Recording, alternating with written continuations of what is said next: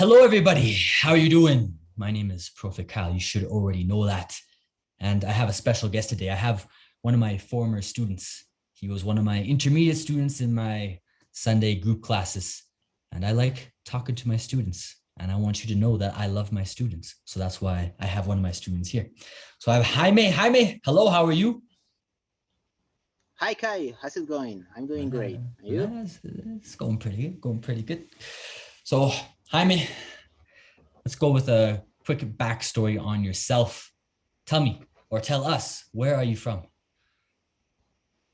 Okay, I am from Ibagué in Colombia. Mhm. Now I am living in Cucuta. When we met first time, Mhm. I was living in Bucaramanga, but now I changed my position. I changed a lot of things in my life. So I am living here in Cucuta. I am 37 years old. I am business administrator specialist in finances. Wow, it's pretty good. My students always give such good introductions. They give all the details. And yeah, Colombia, yeah, you say 37. So 37, you're 37? Yes, I'm 37. Yeah, Colombians just stay young forever. You don't even look 37. You look maybe 27. Okay. Colombian secret. It's all the soups you guys eat, all the collagen. It just keeps the skin young forever. All right. It's because of the food. I think that's my hypothesis. The food in Colombia keeps Colombians young. I need to do more research. More Yes, research yes. needs to be done. The Colombians have the elixir of youth. All right. So you're originally from Ibagué, Yes, right? that's the matter. When you grow up with sancocho, changua, lengua en salsa, sudados, that's the reason. Yeah, I think so. For me, I'm 100% certain. I think it's two things. I think it's the avocados, and I think it's the soup. The avocados and the soup. It's the magical mixture Yes, that keeps Colombians young. absolutely. All right. Now you're originally from Ibagué, right? Yes, I'm from So you're Ibagué. I live in Tunja, in Bucaramanga, and now in Cucuta. you lived in a few different places. Which has been your favorite city so far in Colombia? Oh my God. Oh, it's a tough question. I think each city has its own advantages. For Yeah. example, for me, the weather in Tunja was amazing. I love, Really? Because tuna yes, is I cold, love. isn't it? Well, for you It's guys, it's really cold. cold. For me, not too Yes, cold, but yeah. Okay. yes. Maybe it's the coldest city here in Colombia, Yeah. but for me, the weather was amazing. Yeah. Yeah. What was the weather like? So was it raining a lot? Because I don't know. Because for some reason I always think of Bogota when I think of Boyacá. Like a similar bound. Does it rain a lot or is it sunny skies every day? What's the weather like in Tuna? Tunja is always dark, Yeah. always dark, So like but cloudy? it is it is not raining always. No, no, no. Just just it rains sometimes, not Just rains always. sometimes. Okay. All right. Yes. So not as much as Bogota, or I think Medellin also rains a lot. So yeah, not as much. Okay, well that's good to know. All right. Well, But but I it think but it's colder than Bogota. yeah, for sure. I think that's what I've heard. It's colder than Bogota for Yes. sure. Yeah, and I agree with you. For me, people always ask my favorite city or my favorite country, and every country, every city has its positives, its negatives. So yeah, Yes. I understand what you're saying. But so That's it. you were born and raised. So when did you leave Ibagué? I live from Ibagué 6 years ago. Oh, really? Okay, so you I were there for a live long I time. live yes, all my life. I Yeah. lived 2 years in Tunja Uh-huh. and 4 years in Bucaramanga. Oh, okay, yeah. So yeah, for like was it 30 years? 30 years you were living in Ibagué and then you started Yes. working and living in different cities. Yes, I had to leave Ibagué because of my job. Okay.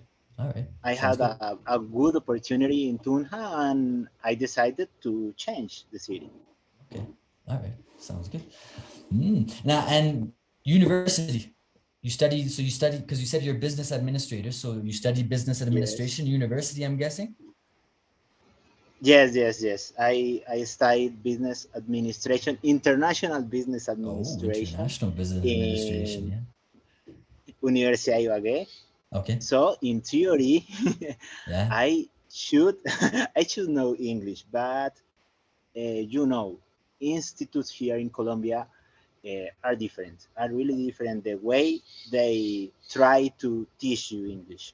Okay. Okay. Well, we're gonna talk about that in a sec, but not yet. Let's not ruin the surprise Okay, yet, okay, Jaime. Not okay, yet. okay, okay. All right. All right. So yeah, you're moving around because of your job. Well, I guess maybe a lot because you have a girlfriend. So when did you meet your girlfriend? Is your Yeah. girlfriend from Ibagué or is she from Santander? Yeah. Which part of Colombia is your girlfriend from? Yes. No, no. She's from Norte de Santander. She's from Okay. Pamplona Oh, specifically. never heard about Pamplona that is place. another cold city, Mm-hmm. a small city here in Colombia. We've been together for 3 years. 3 years. Okay. 3 years, And, yes. uh, When uh, when and did you meet her when at? I Oh no, yeah, go ahead. Go ahead. when I made the decision about living in Ibagué, I Uh-huh. didn't have girlfriend. Oh yes. So you definitely left Ibagué for work, not for girls. You left because of Yes, your yes, job. All yes, right. for work. And yeah, so you met her because you said you lived in Bucaramanga and Cucuta. Did you also live in Cucuta? Did you say? Yes, yes, Yeah. Cucuta. So you met her in Bucaramanga or you met her in Cucuta? I met her in Bucaramanga. I met her in Okay. Okay. Bucaramanga. All right. Okay. Yeah. Hey, and right now, currently, are you in Cucuta? In Cucuta with my girlfriend in my girlfriend's parents' house. Yeah, the parents-in-law. Yeah, exactly. All right. Good. Well, I was gonna ask you another question about that, but I forgot what. Oh, yeah, because in Colombia, it's very common for girlfriends, boyfriends to meet each other at work. Did you meet your girlfriend at work, or did you meet her somewhere else? Yes, she met. We met at work. Met at work? Oh, Yeah. I should have guessed. I should have guessed. In fact, we worked together, Uh-huh. and then we decided to become a Uh, a couple. couple? Yeah. Yes, What? yes, So it couple. wasn't. Was it love at first sight or not love at first sight? Like, did you see her and go, "Oh, the woman of my dreams," or was it more of a process? Like you hung out together a little bit and then you slowly grew feelings for No, her. that's hilarious because at the beginning we couldn't stand each You other. could stand each other, no? Yes, yes. And why is that? Well, like, was it because you're annoying or she was very demanding? What was the main thing that drove No, no. I you have to crazy? say that the demanding person was me. Okay, so you were the one that drove her crazy. Okay, all right, I see how it Yes, works. yes, Yeah, yes. yeah, That was the problem. yeah. Obviously, maybe somebody's wondering, "Oh, Prof, you should be getting so personal." Well, even though I think for Latinos, talking about couples isn't too personal. For Yes, I. gringos, it might be a bit more personal. But I remember Jaime in the classes, he would always tell me, "Yeah, before classes, you're always studying English with your girlfriend." You're like, "Oh yeah," because you always have Yes, the whiteboard behind you with English words and stuff. And I asked you what it was, and yes, you yes. and you told me, "Oh, I was teaching my girlfriend English." So yeah, Jaime is a good boyfriend. He's making sure his We girlfriend still is. we still do that. You guys still teach each I other? think Yeah. yes, yes. I think Kyle, that's not a matter of good boyfriend or not. If you grow like a couple, Uh-huh. all the things are going to be better. Okay. Well, yeah, it's supposed to be interview about English, but we're getting philosophy, getting philosophy about relationships. Yeah. But yeah, no, yeah, probably. You're probably correct. I'm not the best person to ask about relationships, Jaime. You're probably a better person to ask about that. All right, good. So that's a quick, I don't know, quick review, quick summary of Jaime's life. Now, I want to talk a little bit about learning English. You referred too quickly how in Colombia, the way institutes teach English is not the greatest. So, how would you describe your English learning journey? When did you start? When did you start learning English? When I was at the university, I had to learn Hmm. English in theory. Okay. Yeah. I didn't learn, but I had to because it was a requirement for my grade for Hmm. getting my title. Mhm. So in theory, I had to learn English, but Mhm. I didn't Mhm. actually. So And but wait, so you didn't, because some Colombians, they start learning in, elementary school and high school. Like, did you start learning then, or you didn't start until university? yes, all my school I studied English. Mhm. I didn't learn, but I studied English. Yeah, well, because Yes. Then with some Colombians, they don't learn because, well, the word in Colombian, well, I think in all Latin America is vago. So, like, was it because you were vago, or was it because the teachers weren't good, or was it a little bit of both? no, I have to be honest. Mm-hmm. Maybe with this comment, teachers here in Colombia are not going to love me, but it's Okay. real. Mm-hmm. The way the institutes and schools teach here in Colombia is, in my opinion, too much focus on grammar. Okay. That's the problem, Yeah. in my opinion. Yeah. So just they're always teaching grammar. Yeah. And I have to say, it's really formal, too much formal, Too much formal and English. yes, too much formal, Mhm. too much formal. Yeah, because yeah, I made a video on TikTok. I started TikTok for the first time. Jaime, it's an interesting experience, and yeah, some of the comments I got some trolls on TikTok, and a lot of them were saying, "Oh, what you're teaching is informal English," and for me, I like usually if it's something really informal, whether it's in my classes or in a video for YouTube, I'll tell you guys like this is something that we'll only use if we're drunk. This is something we'll only use if we're with our best friends.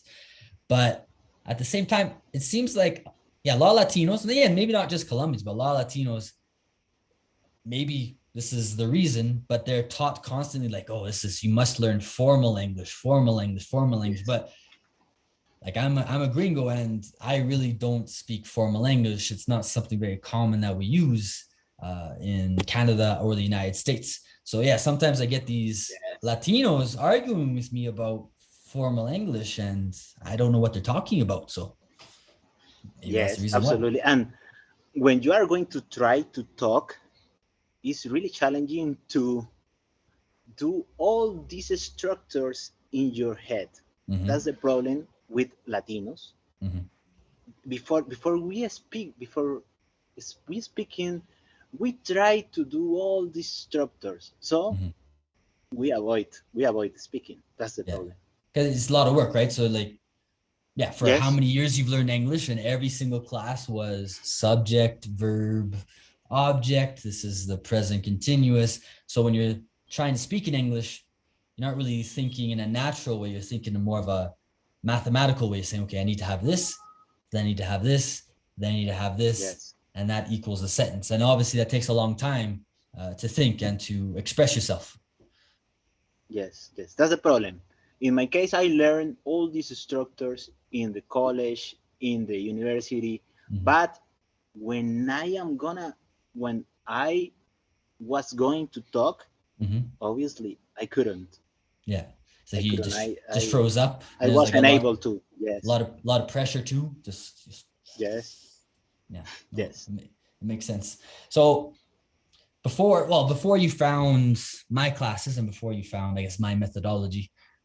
Oh, who knows? Maybe you found some other methodologies similar to mine before coming to my classes. But what were some of the biggest things that were, I don't know, stopping you with English, that were stopping you from advancing or reaching your goals in English? Can you repeat, Kyle? I Yeah, didn't. I what didn't. were some of the things before taking my class? What were some of the things that were hindering your progress, that were stopping you from advancing in English or reaching the level of Okay. English that you wanted? Okay. I didn't study English for 10 years, but Okay, so 1 year ago, you finished university and then you took a break, a 10-year break, yes, right? Okay. yes, 10 years, no more, because No. of my job. Yeah, Because yeah, of my job. yeah. So 1 year ago, with my girlfriend, we decided to go to Canada, Okay. and that Yeah. was a life decision, real life decision. Hmm. So I started learning English, and Hmm. in my first month, I watched a video, an Imilan video with you. Okay. Yeah. So I started following you in the social media on YouTube and Instagram, and I found your book Oh yeah, about the English hoja de and ruta. Yeah. Yeah. Hoja de Ruta. Yes, that was my first tool, and then it was my first goal: 600 hours to learn Okay. English. Yeah. Exactly. Exactly. Yeah. Yeah. Yeah. It was my first goal, Uh-huh. and I have to say that book helped me a lot in this process. That's good to So know. yes, I started a routine. So I read every day for 15 minutes. I play one round of Duolingo. I started watching series with subtitles and without subtitles, and I was conscious about mm, disminuir, about Reducing. reducing grammar in my routine. Yeah. Yeah. Exactly. Yeah. Yeah. Yes, so I just study 30 minutes of grammar, no more, Yeah. Yeah. no more. Okay. Yeah. Yeah. You didn't want to focus too much on it. Okay. Well, that's good. And then, yeah, so you decided to take classes with me. How? So you read Hoja de Ruta, you found me. How? So from that moment to the moment that you started taking classes, was there a long period of time? Was it like 1 month, or Yes. did you read the book and you said, I want to take classes?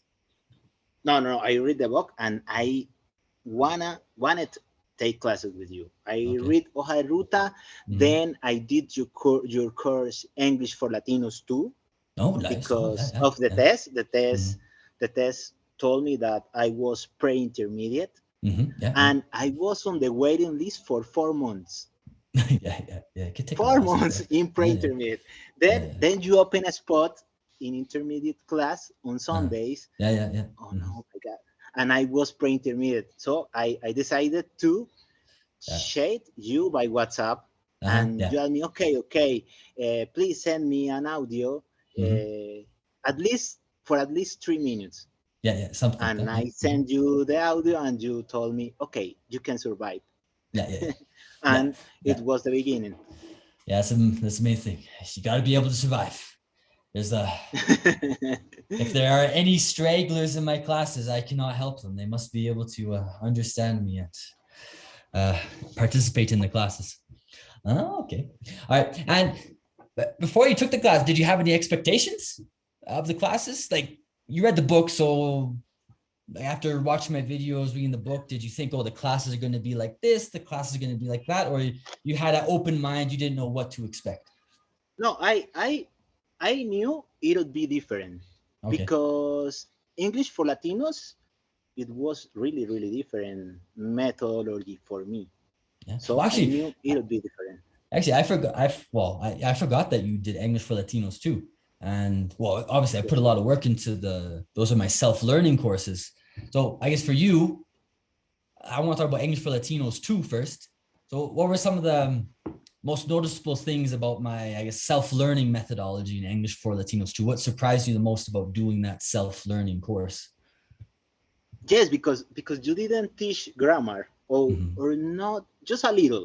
little grammar, no Yeah, more. because yeah, after And each lesson, I have like a little grammar summary. yes, But and I think I tell you yes, guys too in the course, like, don't worry too much about the grammar. Just look through it. yes, Focus on the content. Focus on the content. Yeah. yes. Focus on the content. Focus on understanding the situation. It was great. I have to say that it helped me a lot to improve my English. And oh, and just from that course, what was the biggest thing that you improved, or what was the thing that helped you the most from doing that course? My listening Listening. Yeah. skills improved, mm, significantly. Yeah. My listening skills. Yeah. You can imagine the way I improve my listening skills. Because yeah, it's well, for me, it's a mixture between like a reading course and an audio course. It's a mixture. So and because my main goal with that course, and you tell me if it worked or not, because I have I have explanations of the pronunciation. I have that special transcription system which explains the pronunciation. And then, of course, it has all the audio. And for me, the combination of the two is what gives the students like you, how would you say, the results, and their listening improves. Would you agree with that, or was there something else Yes. that helped you with the listening? It's because you were the first person that told me something about pronunciation. So Okay. I remember that every story had two letters, normal letter or normal write, Yeah, writing. and Yeah, no writing. the Yeah. pronunciation write, and the pronunciation writing. And Yeah. it was amazing because I learned how to pronunciation some words and how to understand better some words. Yeah, exactly. And well, you've taken the classes too, and a big thing with me is I want to teach you guys the real pronunciation, because yeah, so like you said before me, there wasn't really anybody who explained to you the real pronunciation in English. It was the first time realizing that English was pronounced this way, not the artificial way that you learned probably in your classes in elementary school, high school, and university, correct? No, I hadn't had a teacher like you Okay. with your methodology and these things. Okay, good. Well, that's good. I wasn't planning on talking about English for Latinos too, but if you guys don't know, go check out English for Latinos too as well. All right. So yeah, you got into the group classes, and well, all your hard work Yeah. and probably the English for Latinos too helped you out a lot. So in the classes, well, I don't know. Yeah, what surprised you the most about the classes? What did you like about the classes? What surprised you? Tell us about them. No, the classes, it was amazing because your classes are really, really different. Your methodology helps the people in the way that the people don't understand, that they are improving their English. Yeah, so it's like Because it's I think tell me, it's I think it's one of my biggest challenges is people want to know how fast they're going to improve. And yeah, like with my methodology, is very natural. It's you're going to improve. I can't tell you how fast it's going to be. I can't tell you if you're going to feel it, but I know you're going to improve. So yeah, that's what you felt like. You were in the classes. You didn't feel like you were working hard. You didn't feel like you were doing that much, but after a while, you noticed that you were improving. in fact, I wrote this because I couldn't forget that. Okay. About your methodology. The way you had identified our weaknesses like Latinos, Okay. because you know what kind of problems we had with our pronunciation because of our tongue, because our grammar, and the way we're trying to learn. Yeah. You had identified these kind of problems really, really well because you are Canadian and you are traveling for Latin America.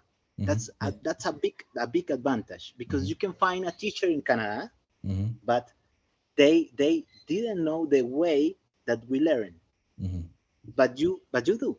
You do. You know exactly. the way we learn.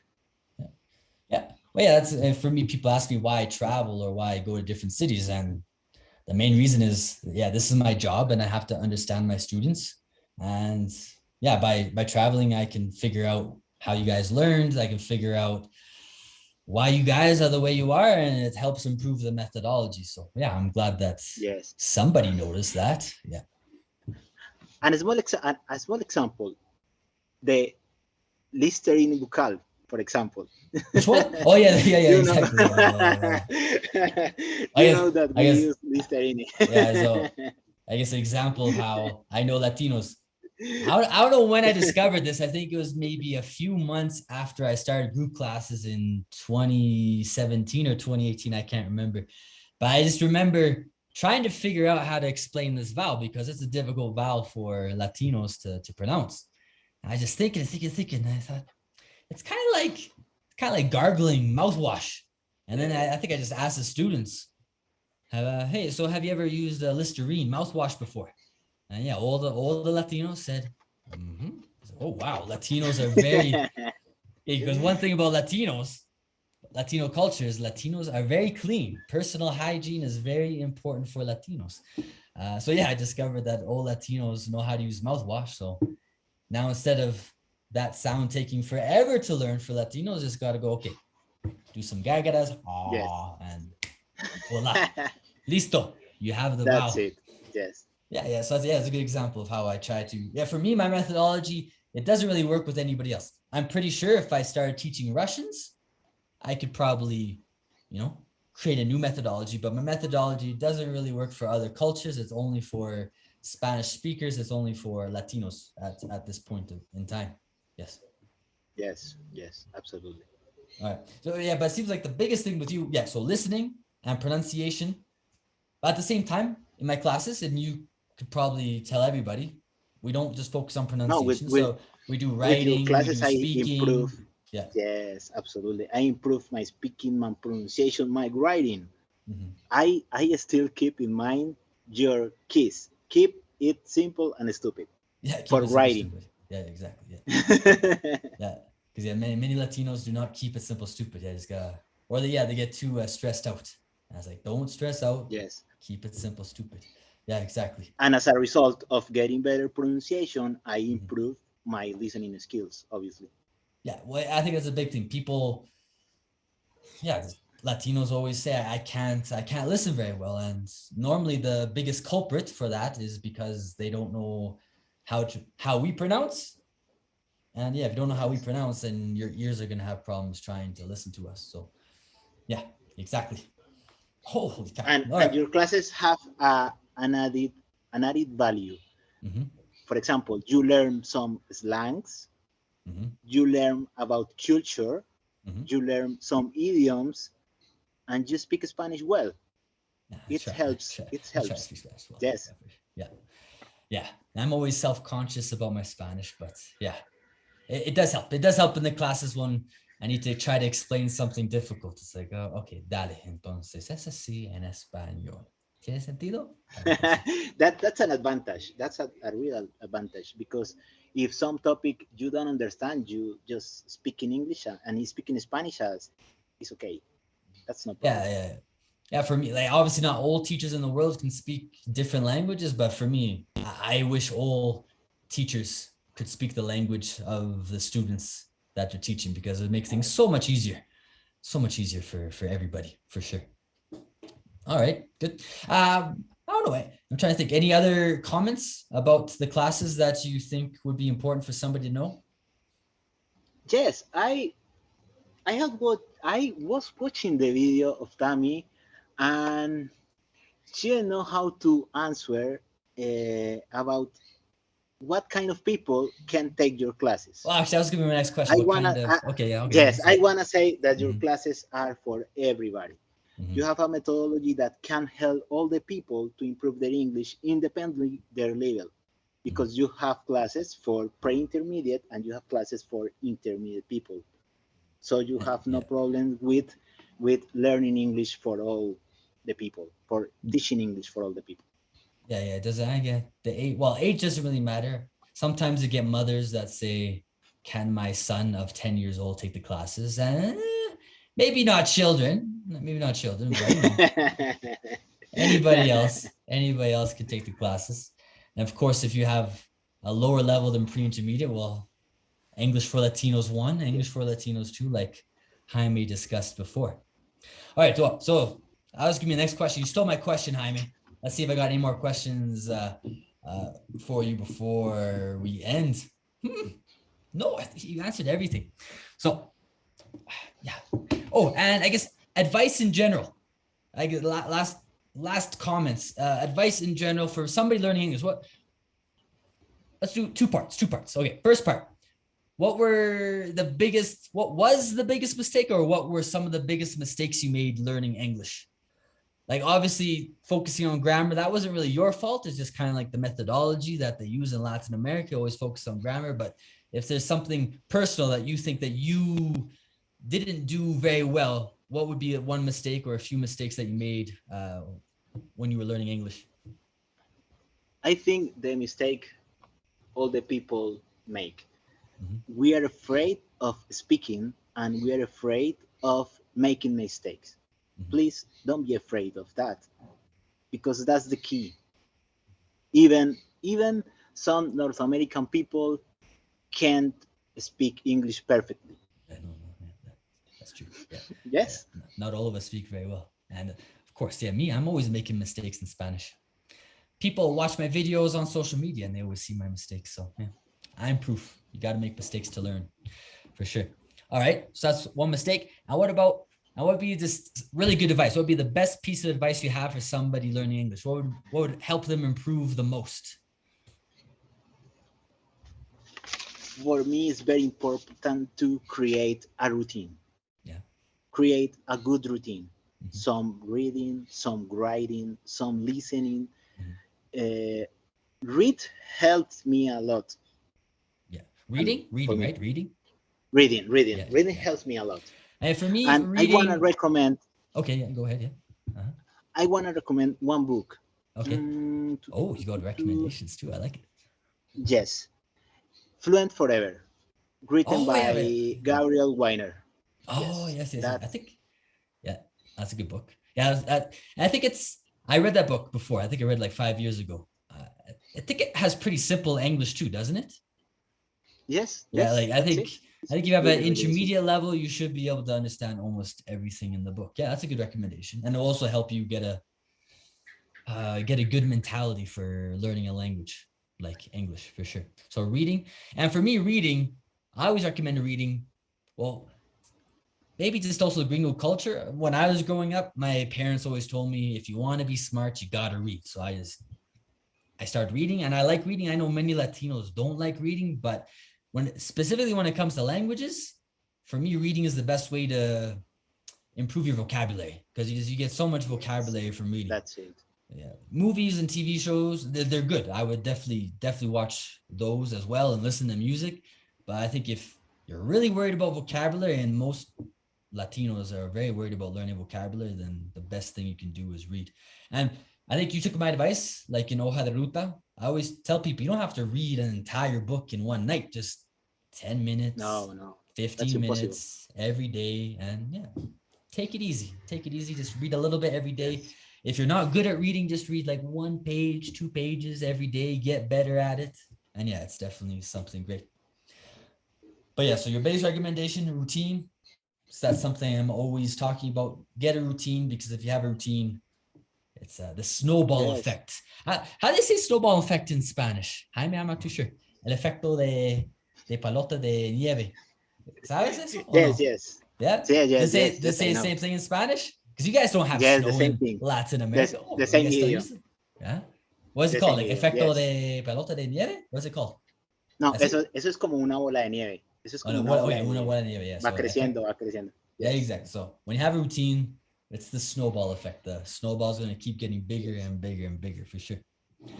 All right, Jaime, I'm out of questions. I think you did a great job explaining what I do, my methodology, giving some good advice for people learning English. Hopefully it'll be useful for anybody, whether they're going to study with me or studying by themselves. And yeah, that's it. So thank you, Jaime. I hope you have a good day. We'll Thank talk a you, little bit Kyle. Thank you afterwards. for the invitation. Well, you just wait. We'll talk, but we'll end the interview Okay. here. Everybody, thank you for watching. I'll see you later. Bye, everybody.